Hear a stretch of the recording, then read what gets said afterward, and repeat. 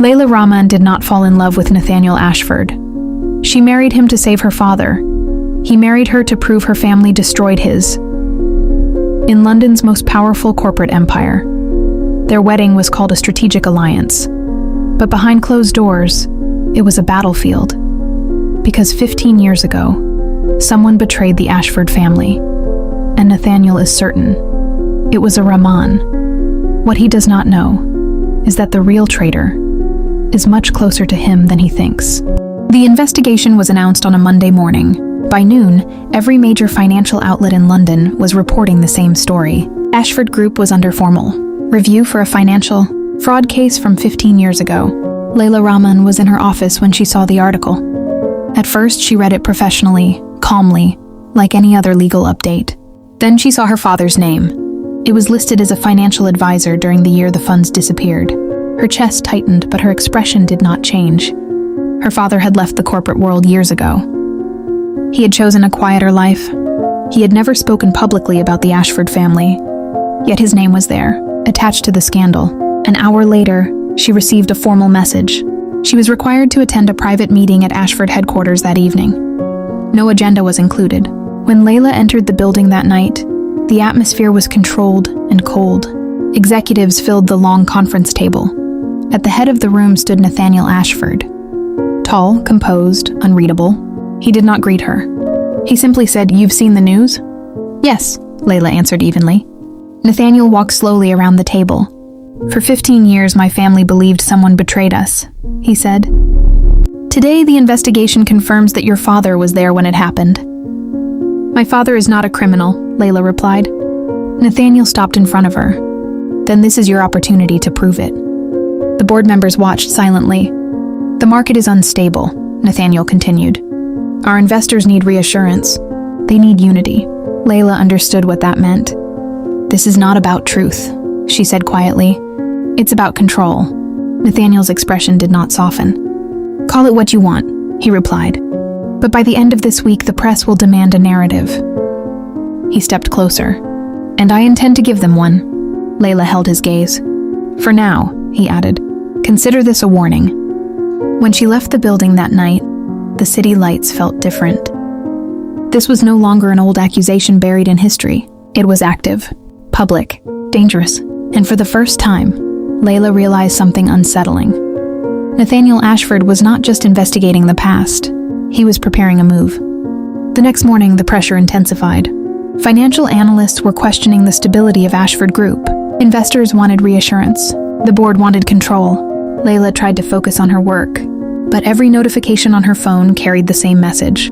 The investigation was gaining attention. By midday, she received another request from Ashford headquarters. This time it was marked private.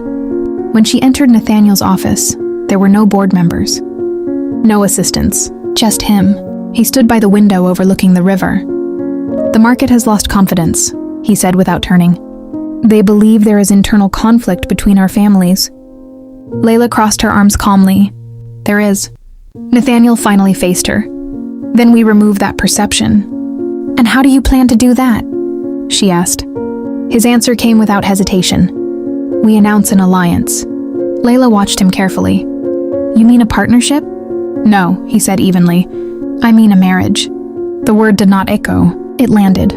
"You're serious," she said. "Completely."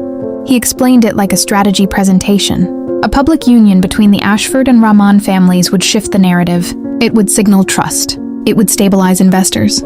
"This is not personal," Nathaniel added. "It's structural." Leila almost smiled at that. "You believe my father betrayed your family," she said, "and you want me to stand beside you in front of cameras?" "I believe the truth will surface," Nathaniel replied. "But until it does, perception matters." There it was. Not love, not forgiveness, leverage. "And if I refuse?" she asked.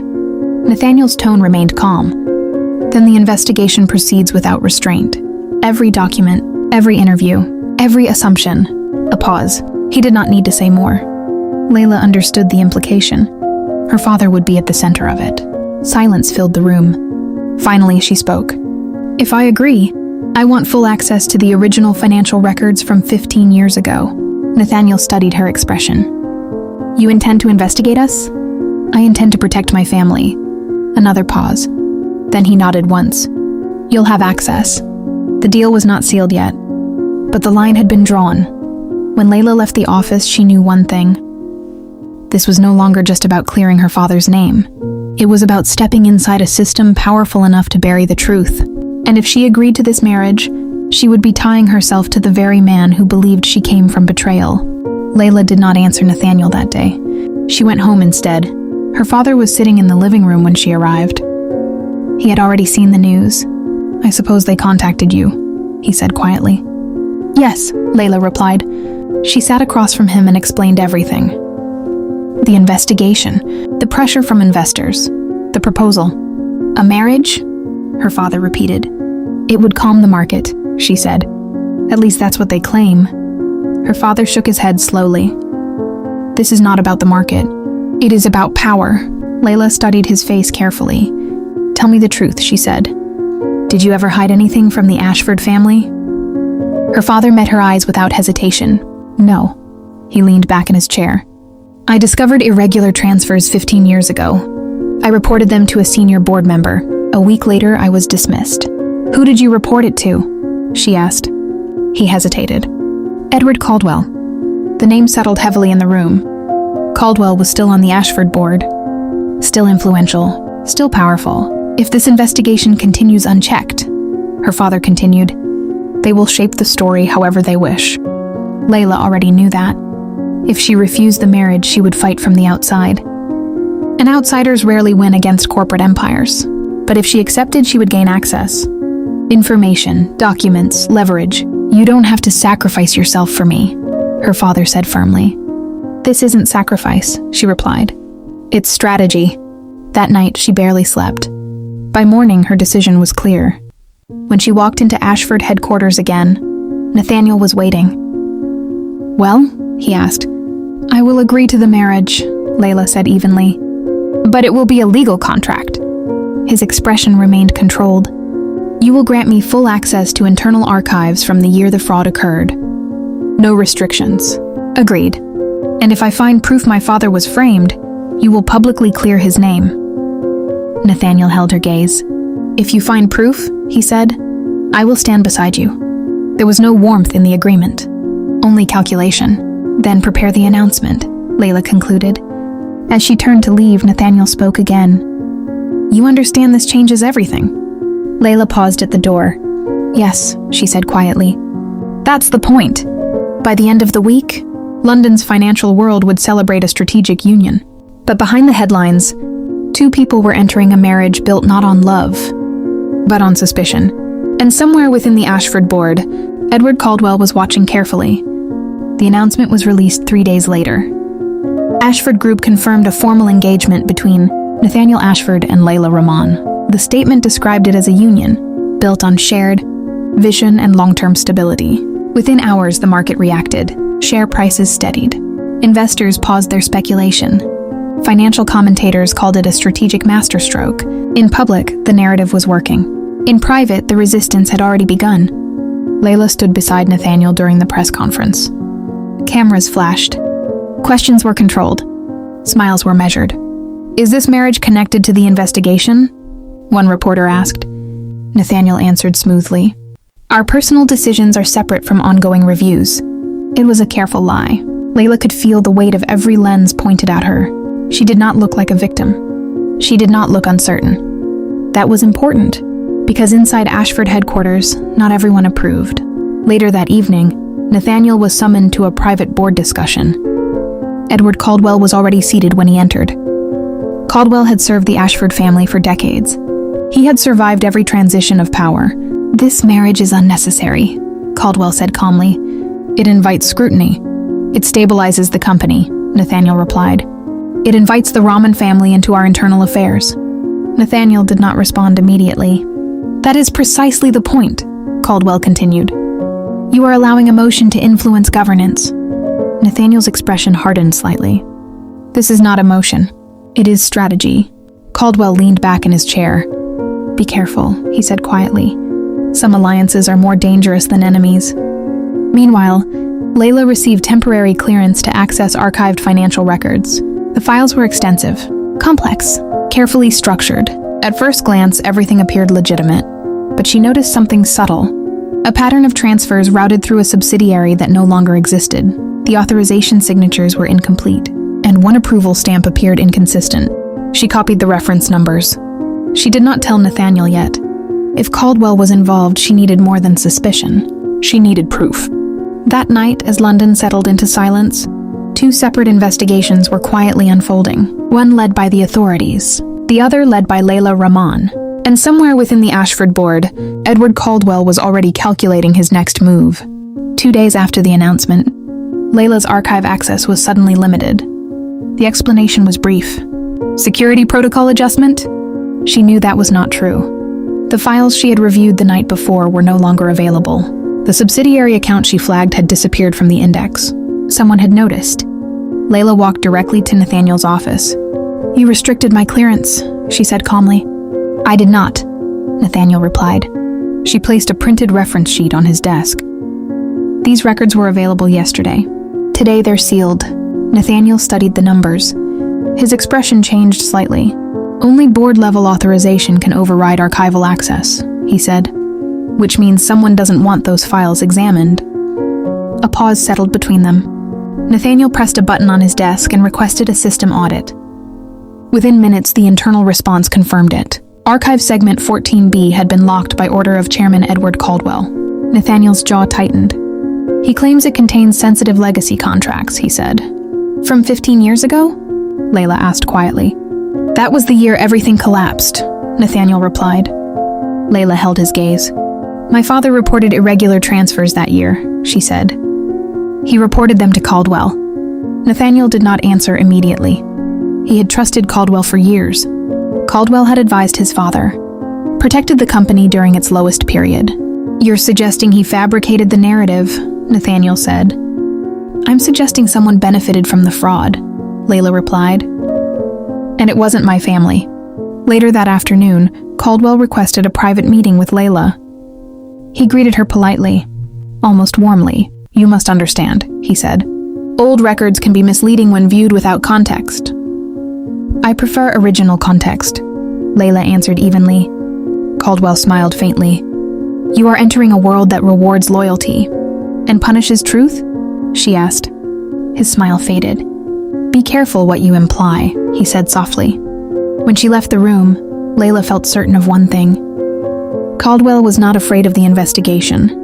He was afraid of her access. That evening, Nathaniel reviewed the system logs himself. The authorization timestamp for the archive lock was issued only minutes after Leila downloaded the subsidiary references. Too fast to be coincidence.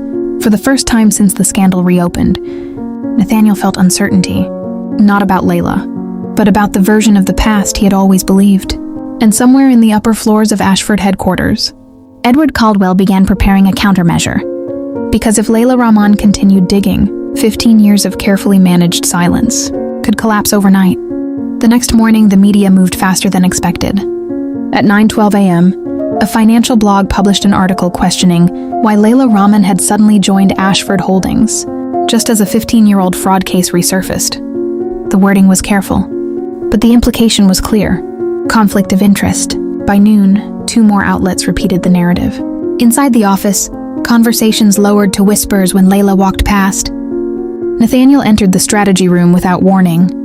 "Did you speak to anyone outside this building?" he asked. "No," Leila answered. "Neither did I." They both understood what that meant. The leak came from inside. An emergency board session was called that afternoon. Edward Caldwell spoke first. With public attention intensifying, "We must protect the company's stability," he said. He proposed that Leila be temporarily removed from direct access to sensitive audit materials to preserve objectivity. It sounded procedural, professional, reasonable, until Leila spoke. "If objectivity is the concern," she said calmly, "then restrict everyone who worked here 15 years ago." Silence filled the room. Several board members shifted uncomfortably. Caldwell's expression did not change. "You are emotional," he replied. "I am precise," Leila said. Nathaniel watched the exchange carefully. For the first time, he saw something he had never noticed before. Caldwell was not defending the company. He was defending the past. The vote was delayed. Officially, the board requested further review. Unofficially, lines were being drawn. That evening, Leila received an anonymous message. No name, no signature, just one sentence. Check the insurance settlement filed 3 weeks after the collapse. Attached was a document reference number. Leila cross-checked the archive index. The insurance payout that year was 3 times larger than publicly reported losses, and it had been authorized by Edward Caldwell, not as chairman, but as interim financial executor, which meant one thing. He had controlled both the damage report and the compensation. Nathaniel stood beside her as she read the file. His voice was lower than usual. If this is accurate, it changes everything, Leila finished. Outside the glass walls of the office, city lights flickered against the night sky. Inside, trust was beginning to fracture. Because the fraud case was no longer about a forgotten subsidiary. It was about who rebuilt Ashford, and who quietly profited from its collapse. The attack did not come through the board. It came through reputation. At 7:30 a.m., a confidential memo circulated among senior executives. Subject line, Preliminary Background Clarification, Leila Rahman. The document questioned Leila's objectivity. It referenced her father's dismissal 15 years ago. It implied unresolved financial pressure on her family at the time. No direct accusation, just enough doubt. By midday, the tone inside the building had shifted. Polite smiles, careful distance. Nathaniel entered her office without knocking. They're building a narrative, he said. I know, Leila replied. She had already seen the memo. They want this to look like revenge, Nathaniel continued. Leila stood by the window, composed. If it were revenge, she said quietly, I would have gone public already. Nathaniel didn't argue, because she was right. Hours later, Caldwell made his move. He requested a formal ethics review into whether Leila's position violated internal compliance standards. Again, procedural. Again, controlled. But this time, Leila was ready. She walked into the compliance office with a sealed envelope. Inside were copies of internal transfer logs from 15 years ago, highlighted, time-stamped, digitally preserved. Before you question my motives, she told the compliance officer, you may want to question the signatures. One signature appeared repeatedly, on financial adjustments made weeks before the collapse. Edward Caldwell, not as chairman, but as acting financial controller. The pattern was subtle. Funds shifted between subsidiaries, short-term liquidity adjustments, insurance valuation increases, nothing illegal on the surface. But when layered together, it looked engineered. That evening, Nathaniel confronted Caldwell privately. You approved the insurance escalation, Nathaniel said. Yes, Caldwell answered evenly. To stabilize investor confidence. You also signed the pre-collapse adjustments. Caldwell did not blink. I saved this company, he replied. Nathaniel held his gaze. From what? He asked. A long pause. From ruin, Caldwell said. But for the first time, Nathaniel wondered, who caused the ruin in the first place? Meanwhile, Leila received another message, shorter this time. Your father tried to stop it. Attached was a scanned internal complaint. Filed, ignored, archived. The complaint warned about manufactured volatility for controlled recovery gain. Leila's hands trembled slightly. Not from fear, from confirmation. The story was no longer about suspicion. It was about proof. And somewhere in the upper floors of Ashford headquarters, Caldwell realized something dangerous. Leila was no longer defending her father's name. She was reconstructing the entire collapse. And if she finished, Ashford's greatest savior might be exposed as its quiet architect. The emergency board session was scheduled for 6 p.m. No assistants, no media, no external advisors, just the board and the truth. Leila stood at the head of the long glass table. A single screen behind her displayed a timeline. 15 years ago, before the collapse, she began calmly. Liquidity reports showed controlled volatility across 3 subsidiaries. She clicked forward. Transfers appeared on the screen. Small, strategic, repeated. These adjustments increased perceived instability, she continued, which justified an emergency insurance reassessment. Another click. Insurance valuation tripled, authorized by Edward Caldwell. A board member leaned forward. That insurance payout stabilized the company, he said. Yes, Leila replied, but only after stock value dropped 37%. Silence. She clicked again. Share acquisitions during the drop. Purchased quietly through a proxy investment group. Ownership trail reconstructed. The room shifted. The final slide appeared. Beneficial controller of the proxy group, Edward Caldwell. No one spoke. Nathaniel looked at Caldwell. "You profited from the collapse," he said quietly. Caldwell did not deny it. "I ensured survival," he answered. "You engineered panic," Leila corrected. Caldwell stood slowly. "You think corporations survive on innocence?" he asked. "I prevented bankruptcy. Thousands kept their jobs." "And my father?" Leila asked. Caldwell's gaze hardened. He was going to expose it prematurely. The timing would have destroyed everything. The admission hung in the air. Not a confession of theft, but of orchestration. One board member whispered, "This is market manipulation." Another said nothing, but pushed their chair back. Nathaniel's voice was steady. "You framed an internal whistleblower to protect a controlled recovery strategy." Caldwell did not raise his voice. "I protected Ashford." Leila met his eyes. "You protected your position." The board called for a closed vote. Caldwell remained standing as members stepped out to deliberate. For the first time in 15 years, he was not in control of the narrative. Minutes passed like hours. Finally, the door reopened. The decision was unanimous.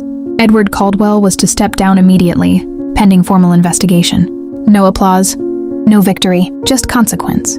As security escorted him out, Caldwell paused beside Nathaniel.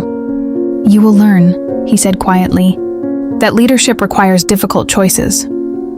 Nathaniel did not respond, because he had already made his, and for the first time since the collapse, Ashford Holdings was no longer operating under a carefully managed silence. It was operating under the truth. 3 weeks later, Ashford Holdings released an official statement. The 15-year fraud accusation against Amir Rahman was formally withdrawn. An internal review confirmed that the original findings had been manipulated. No dramatic press conference, no spectacle, just a correction.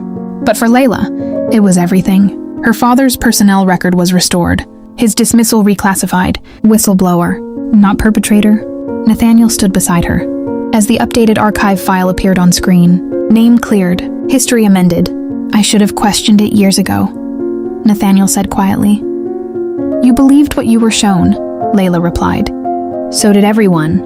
The board appointed an interim compliance reform committee, independent oversight, external audit transparency, mandatory disclosure policies. The system Caldwell once controlled would no longer answer to one man. Later that evening, Leila visited the nearly empty archive room. 15 years of silence, now reduced to documented evidence. Nathaniel joined her. "You could stay," he said. "Lead the reform division." Leila considered the offer. "For a long time," she answered. "This was about my father." She closed the final file. "Now it's about accountability." Nathaniel extended his hand. "Then help me rebuild it properly." This time she accepted. Not as someone seeking revenge, but as someone who had rebuilt truth from fragments of buried records. Outside, the city moved as it always had, unaware of how close it once came to permanent deception. Inside Ashford, a chapter closed. Not with collapse, not with scandal, but with restoration. And in a quiet home across the city, Amir Rahman watched the official notice on an old television screen. He did not celebrate. He simply exhaled. 15 years of doubt, lifted in a single line of text. His name, cleared. 6 months later, Ashford Holdings looked different. Not in architecture, not in branding, but in structure. Independent compliance officers now reported directly to the board. Audit trails were transparent. Emergency financial adjustments required multi-party authorization. Control was no longer concentrated. Leila worked quietly in her new division. No spotlight, no interviews. She declined every media request. This was never about publicity, she told Nathaniel. And it wasn't. One afternoon, a sealed envelope arrived at her desk. No return address. Inside was a short handwritten note. History always rewrites its heroes and villains. Be certain which one you become. Unsigned. But she recognized the handwriting. Caldwell. He was under formal investigation. His assets partially frozen. His reputation dismantled in financial circles. Yet the note was not defensive. It was reflective. That evening, Nathaniel joined Leila on the rooftop terrace. The investigation will likely confirm market manipulation, he said. There may be criminal proceedings. Leila nodded. She felt no triumph, only clarity. Do you regret exposing him? Nathaniel asked. She thought carefully before answering. I regret that it was necessary. Wind moved across the skyline. For years, Ashford's survival had been built on a calculated collapse. Jobs saved, investors protected, but truth buried. Now the company stood on something slower, less dramatic: integrity. Nathaniel looked at her. You changed the company? Leila shook her head slightly. No, she said. I removed a distortion. Weeks later, a final notice was issued. Leila Rahman was posthumously recognized for ethical compliance reporting. A quiet acknowledgement, no ceremony. Leila framed the letter, not as proof of victory, but as proof that silence does not erase truth. It only delays it. And in the upper floors of Ashford Holdings, where decisions once shaped collapse and recovery alike, a different standard now guided power. Not control, not manipulation, but accountability. Because sometimes, the most powerful reform is not destroying a system, but forcing it to finally tell the truth. The investigation moved forward, quietly, methodically, but power rarely falls without resistance. One morning, an external legal filing surfaced. Edward Caldwell was challenging the board's decision, claiming procedural misconduct, claiming defamation. The narrative shifted again. Business networks began debating. Was Caldwell a strategist misunderstood? Did he act in the company's best interest? Doubt reintroduced. Nathaniel called an emergency legal briefing. If this goes public trial, he said, every internal record becomes evidence. Leila understood what that meant. The proxy acquisitions, the engineered volatility, the insurance escalation, all of it would face scrutiny. But so would something else. Internal emails. One in particular resurfaced. A draft memo from 15 years ago, unsent, written by Leila Rahman. It warned the board that short-term collapse modeling may create artificial recovery leverage. The timestamp showed it was composed 2 days before the market drop, but it had never been delivered. Leila stared at the metadata. Deleted from active queue, archived under restricted review, authorized by Edward Caldwell. Nathaniel exhaled slowly. He intercepted it, he said. Yes, Leila replied, but he kept a copy. Why? That question lingered. Later that evening, a journalist contacted Leila directly. Anonymous source, new evidence, possible full expose. The pressure was returning. Public trial would not only judge Caldwell, it would dissect Ashford's survival strategy. In front of the world, Nathaniel met Leila in the executive conference room. If we fight publicly, he said, the company's stock will drop again. And if we stay silent? She asked. We look uncertain. Leila walked to the window. 15 years ago, fear dictated silence. Now fear threatened transparency. The difference this time was choice. Her phone buzzed again. A second message. From an unknown number. If this goes to court, everyone loses. Not a threat. A warning. Leila looked at Nathaniel. He's trying to force negotiation. Nathaniel nodded. Settlement, he said quietly. Confidential agreement. No trial. Silence filled the room. The truth had finally surfaced. Now it risked being buried again. Legally. Leila turned back toward the city lights. We didn't come this far, she said calmly, to compromise at the edge. Nathaniel studied her expression. The board would be divided. Investors would panic. Caldwell would fight. And the story was not finished. The court date was set quietly. No dramatic announcement. No press conference. But financial media found out anyway. By 8 a.m., satellite vans were already outside the district courthouse. Edward Caldwell arrived first. Calm, measured, dressed in restraint. He did not look like a man on trial. He looked like a man inconvenienced. Leila arrived 10 minutes later with Ashford's legal team. Nathaniel walked beside her. Inside the courtroom, the atmosphere felt controlled, but heavy. Caldwell's attorney spoke first. My client acted within executive authority during a period of severe corporate instability. Every action taken was to preserve shareholder value. Strategic framing. Not denial, just justification. Then Ashford's counsel presented the reconstructed timeline. Engineered volatility, insurance escalation, proxy acquisitions, layer by layer. The judge listened without interruption. Then something unexpected happened. Caldwell requested permission to speak. Against his attorney's advice, granted. He stood. I did not steal from this company, he began. I strengthened it. He did not deny the proxy ownership. He did not deny the market positioning. He denied intent. The collapse was inevitable, he continued. I simply ensured recovery. Leila watched him carefully. He believed it. That was the unsettling part. When the court recessed, reporters flooded the steps outside. Microphones extended. Questions shouted. Was this fraud? Was this strategy? Did Ashford benefit from manipulation? Nathaniel shielded Leila from the chaos. Inside the car, silence returned. He's reframing morality as leadership, Nathaniel said. Yes, Leila replied, and some people will agree with him. Back inside the courthouse, a final motion was introduced. Caldwell's defense filed a counterclaim. They alleged that Ashford's current leadership knowingly benefited from the insurance structure and therefore shared responsibility. If proven, the entire board could face regulatory inquiry. Nathaniel read the filing twice. He's not defending himself, he said quietly. He's widening the blast radius. Leila's expression didn't change. If he falls, she said, he wants the system questioned. Outside, markets reacted. Ashford stock dipped 6% by closing bell. Investors feared uncertainty more than guilt. That evening, alone in her office, Leila reviewed the old unsent memo again. Her father had written one final line before deletion. If silence prevails, accountability will vanish. She closed the file slowly. Tomorrow, the second hearing would determine whether the case moved to full trial or private arbitration. Either path carried risk, but only one path carried full exposure. And for the first time since the reopening, the truth itself was on trial. The second hearing began with tension already visible. Markets had not recovered overnight. Analysts were divided. Investors were nervous. Inside the courtroom, Caldwell's strategy became clear. His legal team introduced internal dividend reports from the year after the collapse. Ashford's recovery had been aggressive, profitable. Current leadership, his attorney argued, benefited from the very stabilization mechanism they now condemn. It was a calculated move, not to prove innocence, but to blur guilt. Nathaniel felt the shift immediately. If regulators believed the board knowingly retained profits derived from manipulated positioning, the case could expand beyond Caldwell. Collective liability, reputational damage, regulatory freeze. Leila remained still.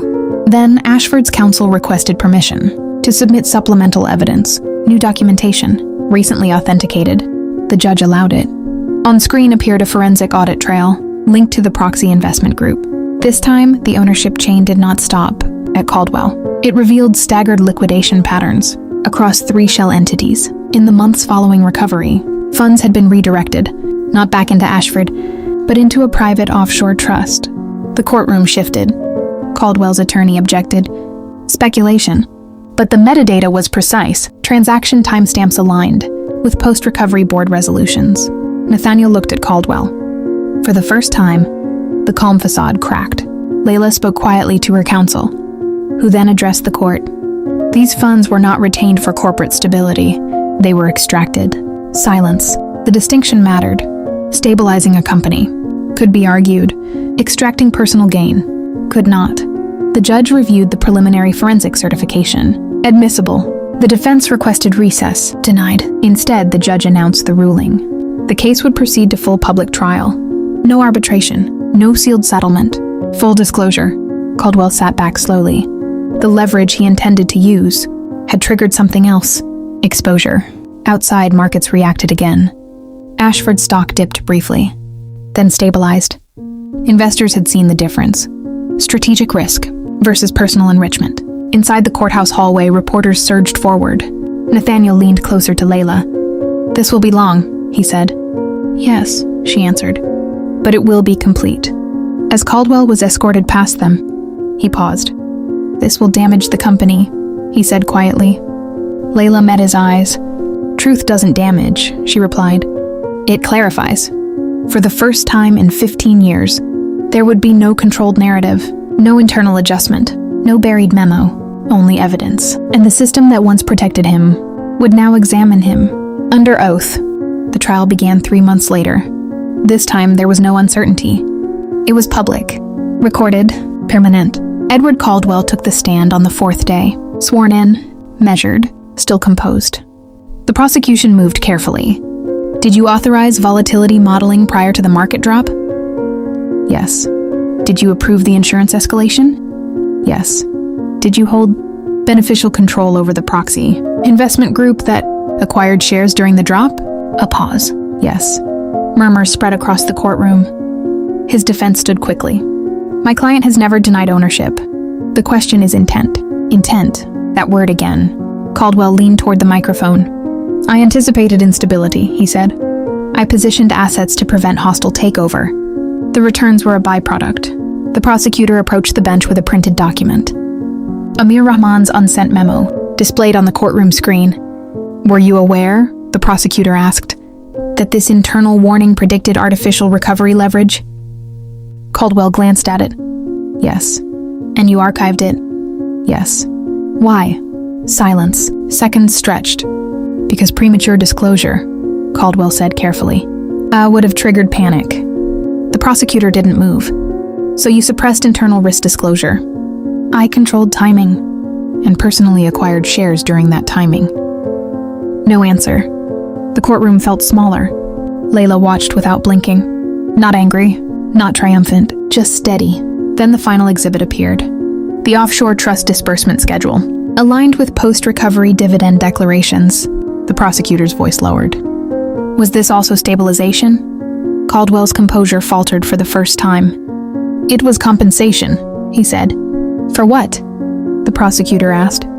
For saving the company. The distinction collapsed in real time.